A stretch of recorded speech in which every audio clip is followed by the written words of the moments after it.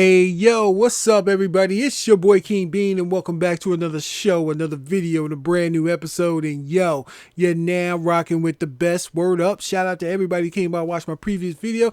If you didn't, of course, links, description, all that good stuff. Now, today's going to be a little bit different, especially to you guys who are new to my channel, who are very new coming to the channel. I used to do a short segment that I did once a week was called Jaguars Talk, and I'm doing that today. I'm talking about my beloved Jacksonville Jaguars. So if you don't want to hear the video, I get it, I understand, but I'm about to go in on my Jacksonville Jaguars and what happened today. Now, the reason why I didn't do Jaguars Talk last year as much as I wanted to is because I got too much into my feelings. I could not be objective, and I'm still in my feelings today after what transpired today. But I was too emotionally invested in it, and I couldn't really just, I would sound too angry every time because the team was terrible last year and they were losing. So anyway, without further ado, I know this is a video game channel, but I do like talking sports, and I love sports, and I love my Jacksonville Jaguars. Now, in case you were hiding under a rock, and shout out to everybody, you know, and not forgetting the people who died in 9/11. You know, that was a terrible day, especially for me. I would say for me, I didn't know anybody personally who died, but I was affected by some of my family members who worked in Building 7 in the World Trade Center, and an ex-girlfriend of mine who used to work in the World Trade Center. And I used to go to the World Trade Center when I was a kid. You know, when I was a kid, we lived in Brooklyn, New York. My mom actually worked in the World Trade Center, and we used to go down and have lunch. So I used to be all up in there. So shout out to you guys who sacrificed your lives to save those people in the Twin Towers, and also up in Washington, and also in Pennsylvania and everything else. Now, far as that goes. Now, in case you were under a rock, and I'm sorry there's no gameplay in the background, so I should have got Madden, but I didn't buy Madden, so there's no kind of gameplay in the background, just showing the Jaguars logo. In case you was under a rock today, the Jags played against the Green Bay Packers, and they lost 27-23. Now, within that loss, I was highly upset at the very last play of the game. Now, the last play of the game was they ended up doing, it was 4th and 1. They ran a bubble screen with Blake Bortles to Allen Hurns. I was like, why would you take the ball out of Blake Bortles' hands and throw a bubble screen? I'd rather for him than to either run the football or really just give the ball to Blake, let Blake make the better passing decision by going to their best wide receiver. Because promptly after that game, I was on the NFL Red Zone, and I went and watched the Raiders game, and they had the Raiders playing against New Orleans. And Jack Del Rio decided to go for 2 for the win. And you know what they did? They threw the pass to their best wide receiver, which is Amari Cooper. And he caught the pass. They went up by 1 in New Orleans. New Orleans, they almost came back and won the game. They missed a field goal, but they went to their best player. They didn't take the game out of their best player's hands. They had their best quarterback, and they had their best wide receiver teaming up together. But the Jacksonville Jaguars, for whatever reason, I don't know why they did that, and I don't know why Gus Bradley did that. And my biggest problem with the Jags right now is the freaking fan base. And I'm gonna tell you why I'm mad with the fan base of the Jacksonville Jaguars. And I'm a huge fan. I am tired of mediocrity. And when I posted something on my Facebook page, and I was sitting there saying that, you know, the Jags, I'm tired of mediocrity. I'm tired of having these moral victories more victories. More victories get you nothing in the NFL. This is professional football. It is time to put up or shut up. You win. You go out, you play to win the game. Just like Herm would say, you play to win the game. You don't play for moral victories. You play for victories. You play to win. You said, and a lot of the Jaguars fans here are just happy that they were just in the game because Aaron Rodgers was here. Oh God, Aaron Rodgers. I'm not knocking Aaron Rodgers. Don't get it twisted. Aaron Rodgers, I think he is in the top 3 quarterbacks in this league today playing. This guy's a future Hall of Fame. The Green Bay Packers is a very good football team. I'm not knocking them. But the thing is, if Jacksonville was playing in Green Bay in December when it's the frozen tundra and it's minus 20 degrees and you lose 27-23 on the road, I get it. Then you're happy then. But when you're home and you're playing at 100 degrees, even though it said 93 degrees, it was 100 degrees on that field with 103, what it felt like, plus the humidity of Jacksonville. People don't understand the humidity in Florida. It is crazy, crazy hot. You have them in your backyard, and this was an opportunity to win. Now, I'm also going to say this. The referees didn't help much. There's a lot of ticky-tack calls that the Jags didn't get, and I know you're saying, Bean, you're looking at it through teal and black glasses. I am looking at it through teal and black glasses. Sometimes those pass interferences wasn't there, and Aaron Rodgers was, to be honest with you, far as he plays, he played under the level that normally Aaron Rodgers usually play, because Aaron Rodgers is an elite quarterback. Now his C game, his B game was good enough to win today. It really was. But if you think about it, if you look at the stats that Aaron Rodgers had today, this is the kind of stats that you would love for Aaron Rodgers to have if you're playing against him. Now, Aaron Rodgers today, he threw for, excuse me for a second. Aaron Rodgers was 20 of 34 for 199 yards, and he had 2 touchdowns. He was less than 200 yards passing today. I would take that every day of the week. If you would have told me that the Jags was going to hold Aaron Rodgers under 200 yards passing, and we were still going to have a chance to win, I would take that every day of the week, including twice on Sunday. When you have that opportunity to shut down, I won't say shut down Aaron Rodgers, but kind of control the pace of the game, and you still can't win that game, that's a problem. That is a problem. Also, they shut down the running game for the most part. Eddie Lacy, he only had 14 carries for 61 yards. That's a 4.4 yard clip, but they wasn't effective runs, and most of that runs was a big chunk of run that he had. I want to say in the third or the fourth quarter, he had a big chunk of runs, but other than that, it was a big yardage on one game. I think he gained like 20, 30 yards on the game, and that's pretty much what it was. They pretty much held the running game in check. The Jags did a very good job on defense. They did as well as they expected. And another thing that the Jags were not doing, when they were controlling the field position in the game, they wasn't getting scores. They were getting field goals. There were two possessions that I do remember where they backed the Packers up and they got the ball back off of punts, and they were in midfield, good field position, and they didn't really come out with points. You know what I'm saying? The Jags got to play better. The Jags got to play better, and the fan base has got to expect more from the Jags. They got to expect more from the Jags, but the fan base here in Duval County is just happy just to be in the game against Aaron Rodgers. Enough of all that cutesy stuff with the Jaguars. I'm sorry. I expect greatness from the Jaguars. This is a very young team with a great quarterback, a good quarterback that's soon to be great, can be possibly an elite quarterback in this league, and he's got to grow. And I think you can't take the ball out of this man's hands, especially in the fourth quarter on 4th down and 1 with no timeouts left. And after Green Bay calls the timeout to throw a bubble screen, you got Allen Robinson. He's an up-and-comer top receiver. You got one of the best tight ends in the world. This guy looks like an offensive tackle. He's playing tight end. He's got soft hands. This guy is fantastic. And who am I talking about? I'm talking about Julius Thomas. Julius Thomas, you're in the red zone. It's 4th and 1.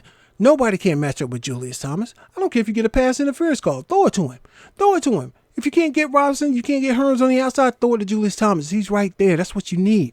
Speaking of Julius Thomas, you know what his stats were today? His stats was pretty decent. He had 5 receptions for 64 yards and 1 touchdown. You know, Allen Hearns didn't have a bad game. He had 4 receptions, 75 yards.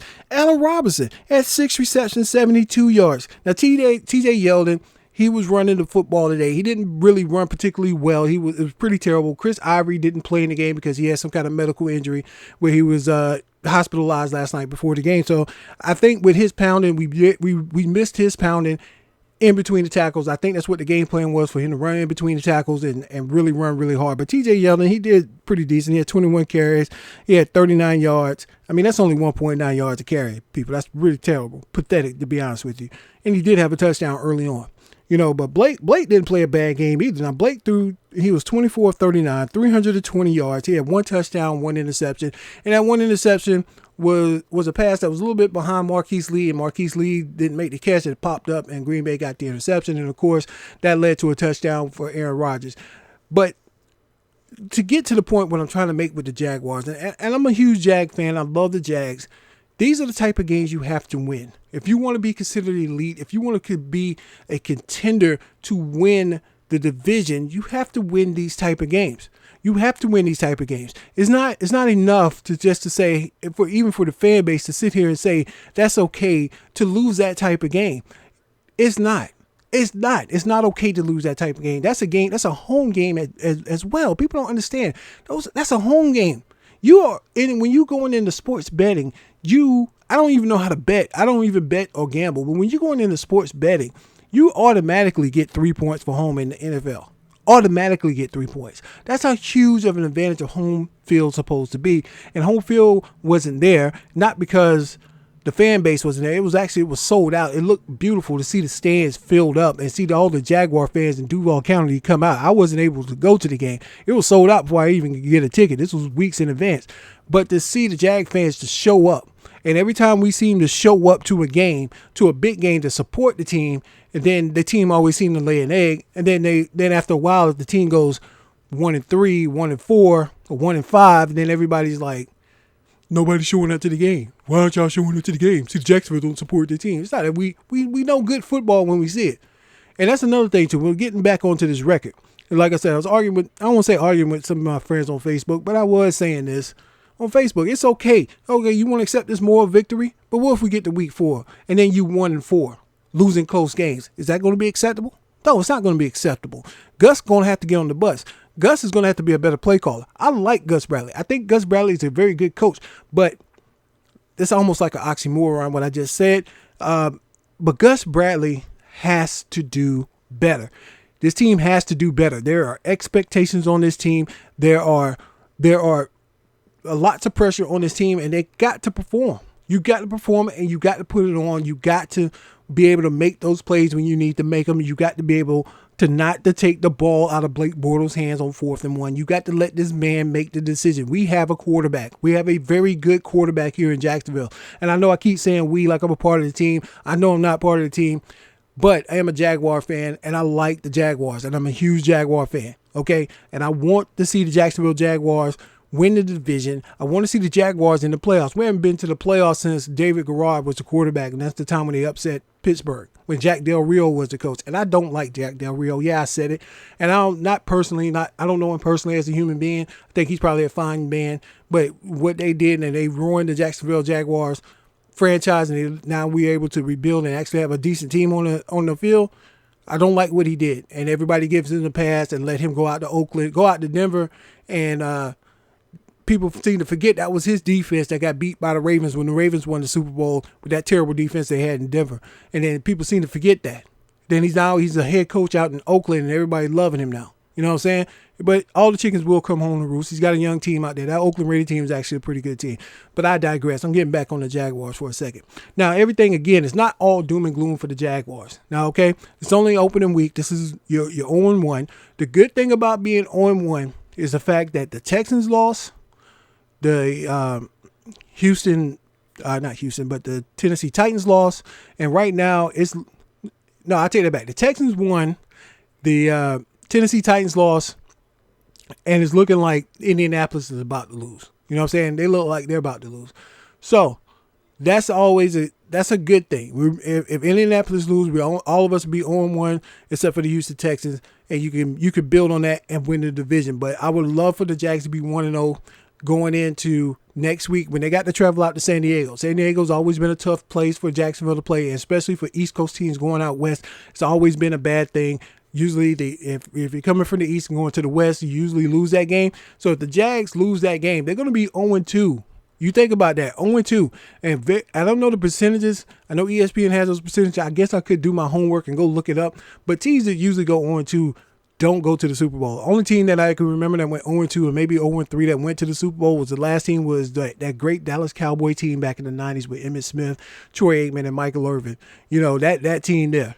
Yeah, that team was that good. They were that great.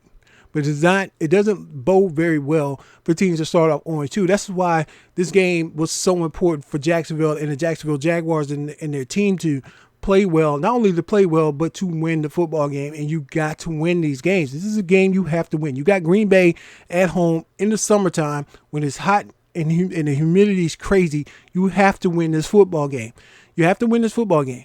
And I'm going to tell you like this. I believe in Blake Bortles. I believe in this young team. I believe in the Jacksonville Jaguars. And I want the Jaguars to do well. I expect them to do well. Now, I'm going to tell you right now, I picked with my heart, which is a foolish pick. I picked them to be 14-2, which is outrageous. But a realistic pick, I think this team has enough talent to actually be 10-6. That's the God honest truth. I really do believe that. Looking at their schedule, it's going to be tough for them to get there. But I believe the Jags can win the division. They can win this division, but they can't win this division by just taking moral victories. They should not be satisfied for just being in this game. They don't need to be satisfied for coming up just short. They don't need to be satisfied with that. And the fan base needs not to be satisfied with this. This is unacceptable. We have been a loyal fan base for a long time here in Jacksonville. And to keep accepting this, and of course the phone rings now when there was nobody calling at first.